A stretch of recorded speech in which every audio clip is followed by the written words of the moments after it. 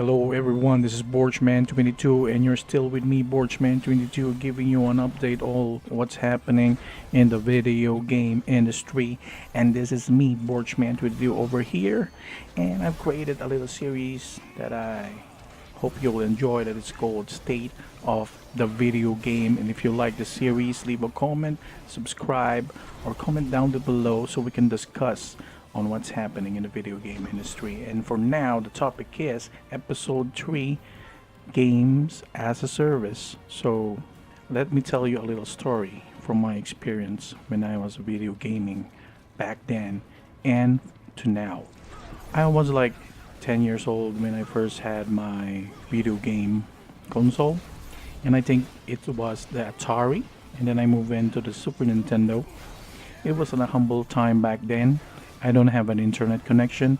Once I bought a game, that's it. I have a complete game in my hands that I can enjoy with my friends coming over to my house so we can fight a little game of Street Fighter without any goddamn updates from the internet interrupting our goddamn gameplay. So back then, internet connection was scarce. Fast forward into now, we have games that are released that promotes a subscription-like system, but no, you have to purchase it one time, and then they will give it to you this game, and they promise you a lot of content that incoming into it. They're gonna update it and shit like that, and then you play the game, boot it up, and what do you get?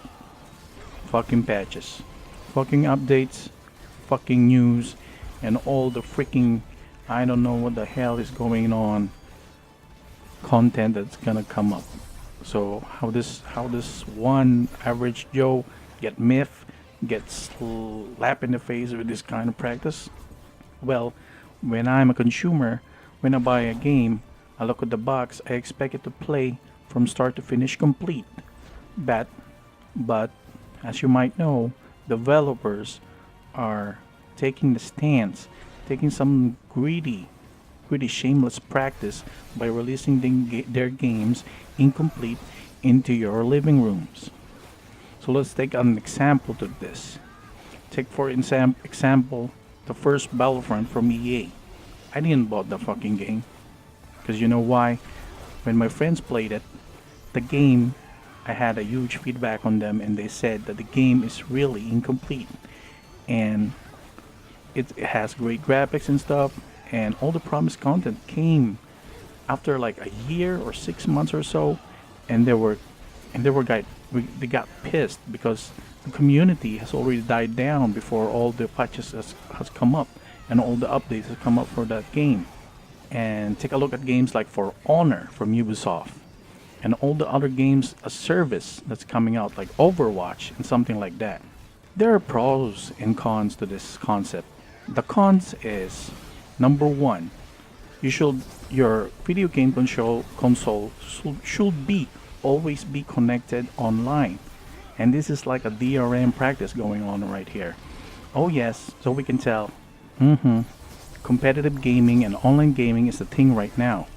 But for an average consumer like me, a video gamer, since like when I was old, and all I have is like a simple video game purchase onto my hand, and I expect it to complete. That's not gonna happen anymore in this lifetime.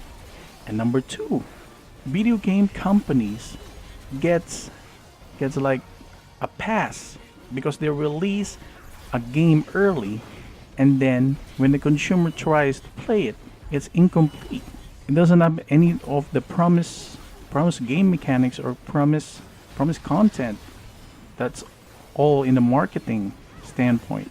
They try to market the game that the developers try to market their games like it's complete or something like that. But once the consumer gets to play it, it's really light in content. Just like Destiny. You know, the Destiny, I played it like the release day of the PS4. I played like Destiny like it's like my go-to drug or something like that. I played it to death. The first Destiny, and look what I've got. A game that's incomplete and a fucking mess. So what are the pros to this kind of practice? Well, you can expect the developers to fix things, to update things, and upgrade their games and revamp their games.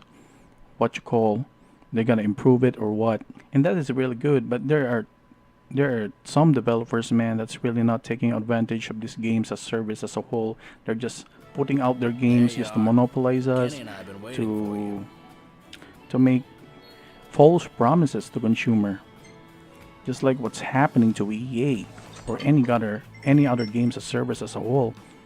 If I bought a game for my video game console, I expect it to be complete, and that's just me.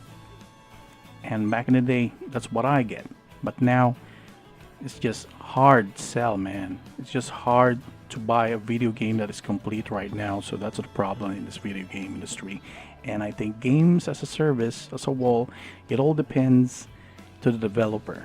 If the developer makes their promises and put out a good product, a complete content product to the masses, it's good.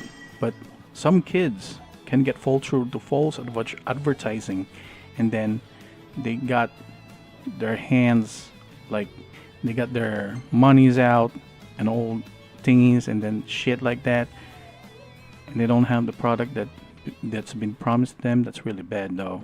That's really bad.